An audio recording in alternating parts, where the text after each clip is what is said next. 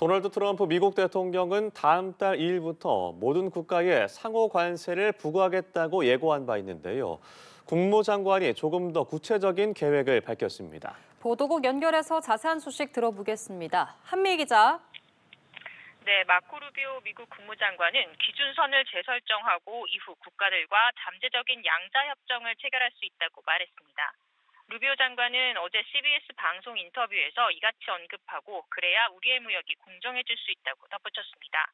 특히 유럽연합은 미국과 경제 규모가 비슷하면서도 미국을 상대로 무역 흑자를 기록하고 있다며 양측의 무역에 문제가 있다고 주장했는데요.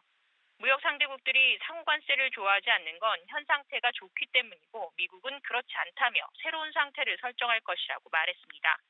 그러면서 상대국이 미국에 부과하는 것과 동일한 관세를 부과할 것이고 이후 공정성과 상호성의 새로운 기준을 바탕으로 양측 모두의 이익이 되는 새로운 무역협정을 위해 양자협상을 할 것이라고 강조했습니다.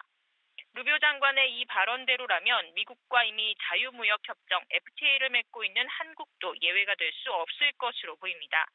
트럼프 대통령 집권 1기 때 한 차례 개정된 한미 FTA가 다시 대폭 개정되거나 이를 대체할 새로운 협정이 체결될 가능성도 제기됩니다. 네, 전 세계를 상대로 한 트럼프 대통령의 관세 전쟁에 국제사회가 요동하고 있는데요. 미국 내에서도 이에 대한 불만이 크다고요. 그렇습니다. 미국 유권자의 절반이 넘는 사람들이 트럼프 대통령의 경제정책을 지지하지 않는 것으로 나타났습니다. 지난주 MBC 방송이 의뢰에 실시한 여론조사 결과인데요. 물가 상승과 생활비 대응에 대해서도 55%가 지지하지 않는다고 답했습니다. 현재 경제 상황에 대해 좋다고 평가한 응답은 18%에 그쳤습니다. MBC는 자사 여론조사에서 트럼프 대통령이 집권 1기를 포함해 경제 운영에서 과반의 반대를 받은 적이 없었다며 관세 정책으로 혼란스러운 시장과 산업 상황에 직면해 있다고 지적했습니다.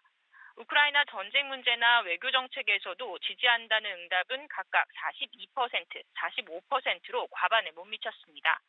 국경 안보와 이민 문제에서만 트럼프 대통령 정책을 지지한다는 응답이 유일하게 절반을 넘었습니다. 트럼프 대통령의 대통령직 수행 전반에 대한 지지율은 47%로 나타났습니다. 이는 집권 1기 기간을 포함해 그의 임기 중 가장 높은 수준이지만 역대 대통령의 임기 초반 지지율에 비하면 크게 낮은 수준이라고 MBC는 설명했습니다. 지금까지 보도국에서 전해드렸습니다.